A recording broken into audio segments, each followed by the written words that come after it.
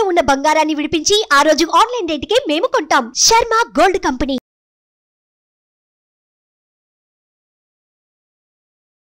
నమస్తే, welcome to Suman TV. నేను మీ యామి. ప్రస్తుతం మనతో ఉన్నారు వేదిక్ మహావాస్తు డాక్టర్ బండి విశ్వేశ్వరరెడ్డి గారు ఉన్నారు. సార్తో మాట్లాడి మనకున్న సందేహాన్ని అడిగి తెలుసుకుందాం. నమస్తే సార్. శివోం అండి. పెళ్ళి చాలా సంవత్సరాలైనా కూడా కొంతమందికి సంతానం అనేది లేకపోవడం జరుగుతుందండి. అంటే ఇప్పుడు వాస్తుపరంగా చూసుకున్నట్లయితే దీనికి ఏమైనా రెమెడీ అంటూ ఉందా అసలు? శివోం. Welcome to my home lucky home Vedic Mahavastu and Manisutra. ప్రతి ఇల్లు సిరి సంపదలతో ధనధాన్యాలతో ఆయురారోగ్యాలతో తొలతూగాలని యాగంటి ఉమామహేశ్వరుని ప్రార్థిస్తున్నాను. శివోం శ్రీమన్ నారాయణ. ఇక్కడ పెళ్ళి తర్వాత వచ్చే కార్యక్రమం ఏంటంటే ఇక్కడ పిల్లలు, వాటి వాళ్ళ పోషణ, తర్వాత వాళ్ళ ఎదుగుదల. ఇప్పుడు పిల్లలు ఫస్ట్ కలగకపోవడానికి కారణాలు మనం తీసుకుంటే ఇక్కడ లేట్ మ్యారేజెస్ అనేది ప్రధాన కారణంగా ఉంది. కాబట్టి పెళ్ళిళ్ళు చేసుకోవడానికే లేడీస్ నిర్ణయించుకున్న ఏజ్ వచ్చేసి 25 నుంచి 30 వరకు ఉంటే జెంట్స్ 30 నుంచి 35 వరకు సెలెక్ట్ చేసుకుంటున్నారు, విచ్ ఈస్ 100% రాంగ్. కాబట్టి ఎందుకు ఇది రాంగ్ అని చెప్తున్నానంటే, ఎప్పుడైతే మీరు 30 ఏళ్ళకు పెళ్లి చేసుకోవాలని మహిళలు నిర్ణయించుకుంటారో అమ్మాయిలు, వాళ్ళకి ఇప్పుడు లేటెస్ట్ కొన్ని రీసెర్చ్ ద్వారా తెలిసింది ఏంటంటే మెనోపాజ్ త్వరగా 35 ఇయర్స్కి వచ్చేస్తుంది. బికాజ్ ఆఫ్ ఫుడ్, కొన్ని పొల్యూషన్స్, మానసిక స్ట్రెస్, ఇవన్నీ. కాబట్టి మీరు సంపాదించుకున్నదంతా మళ్ళీ పిల్లల కోసం ఖర్చు పెట్టాల్సి వస్తుంది. అలా ఉండకూడదని అంటే ఫస్ట్ తీసుకోవాల్సిన జాగ్రత్త ఏంటంటే ఎర్లీ మ్యారేజెస్. కాబట్టి వీళ్ళకు ముందు నుంచే అంటే 10th క్లాస్ 10-14 ఏళ్ళ నుంచే వాళ్ళకు ఒక అవగాహన, మనం ఏ ఫీల్డ్లో సెటిల్ అవ్వాలనుకుంటున్నాము, వాటికి కావాల్సిన చదువులు ఏంటి అనేది ఎక్కడ గ్యాప్ లేకుండా చిన్నప్పటి నుంచే వాళ్ళు ఫాస్ట్గా చేసుకోవడం అనేది ప్రధానం. ముందే ఉండాలి. అలాగే మ్యారేజెస్ను లాస్ట్ ప్రిఫరెన్స్లో పెట్టుకుంటున్నారు. అలా కాదు, మ్యారేజ్ ఫస్ట్ ప్రిఫరెన్స్ పెట్టండి.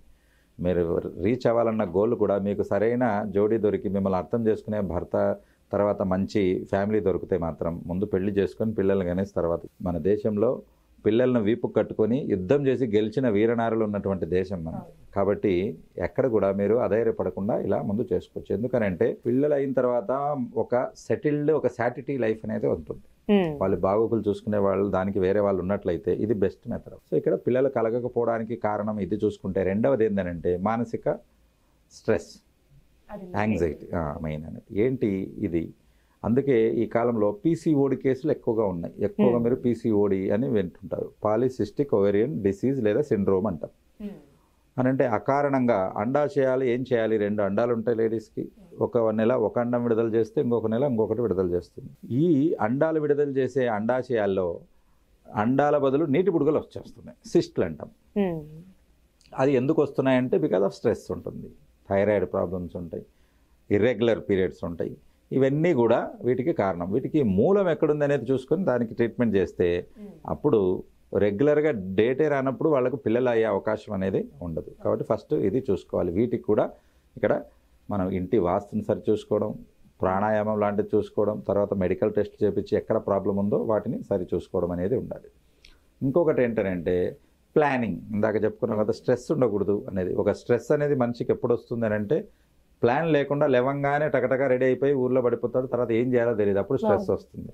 అదే రాత్రిపూట ఒక పెన్ను పేపర్ తీసుకొని 8 గంటలకు ఈ పని చేసుకోవాలి, 9 గంటలకు ఈ పని చేయాలి, 12 గంటలకు ఇది చూసుకోవాలి, 4 గంటలకల్లా ఇల్లు చేరాలి, ఇలా మీరు రాసుకుంటే ఈల వేస్తూ పాట పాడుకుంటూ పనులు చేసుకుంటారు. ఇంకా స్ట్రెస్ అనేది ఉండదు. సో ప్రకృతి నేర్పించే మొట్టమొదటి సూత్రం మనకు డిసిప్లిన్.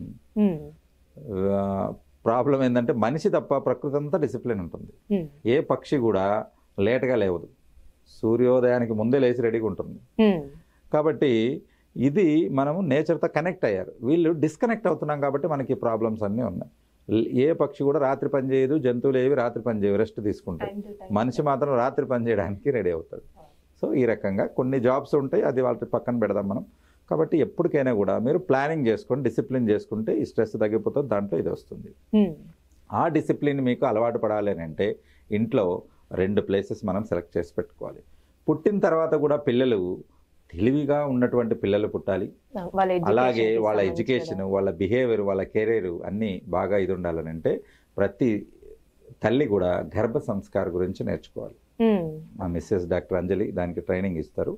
గర్భ సంస్కారం అంటే ఏంటంటే మనం కథల్లో వింటూ ఉంటాం, అభిమన్యుడు కడుపులో ఉన్నప్పుడు వింటూ ఉన్నాడు పద్మవ్యూహం గురించి, తర్వాత అష్టావక్రుడు కడుపులో ఉన్నప్పుడు వాళ్ళ తండ్రి గురువు గారు ఒక శ్లోకము తప్పు చెప్తే దానికి సరి చేశాడు అని చెప్పేసి. ఇవన్నీ కథలు కాదండి, అవన్నీ నిజమే. అంటే కడుపులో గుండె కొట్టుకోవడం మొదలుపెట్టిన టైం నుంచి 45 నుంచి 55 రోజుల మధ్యలో గుండె తయారైపోతుంది.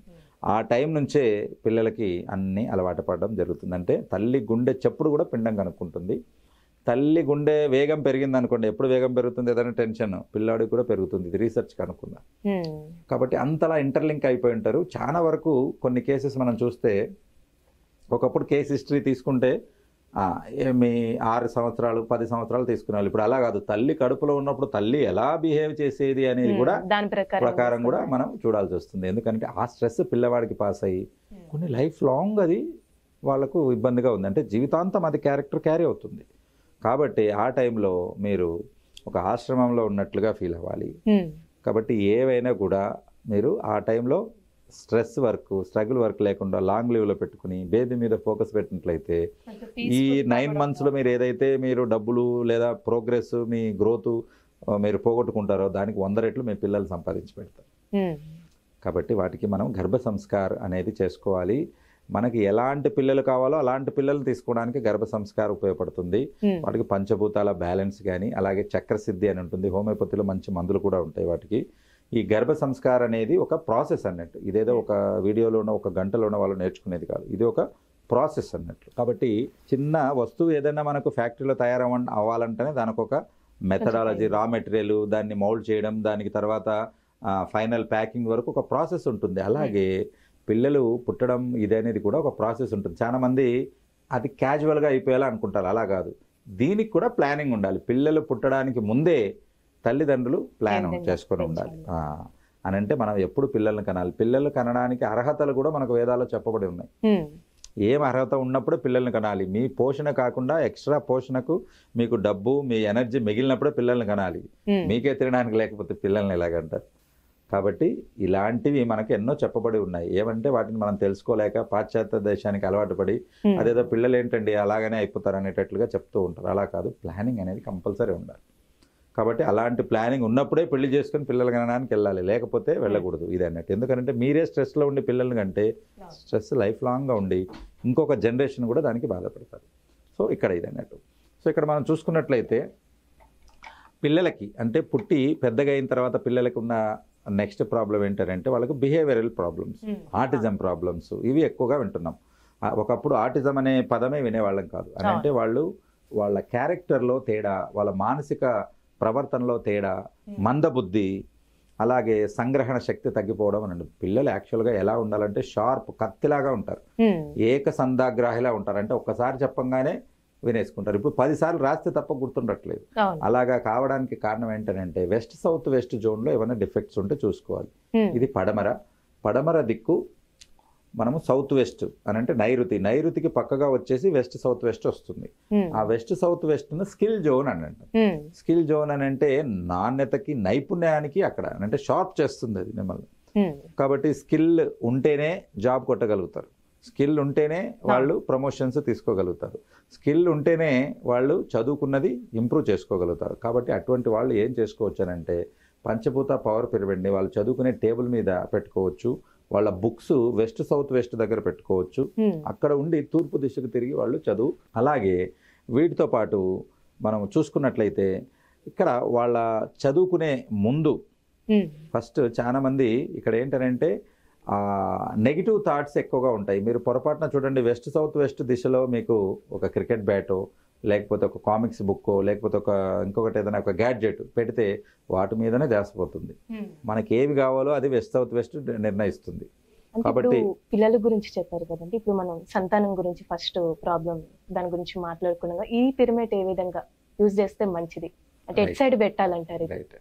ఈ పిరమిడ్ మనం బ్రహ్మస్థానంలో కానీ తర్వాత పూజ గదిలో కానీ ఉత్తరం దిక్కు కానీ మనం ఇన్స్టలేషన్ చేసుకోవచ్చు.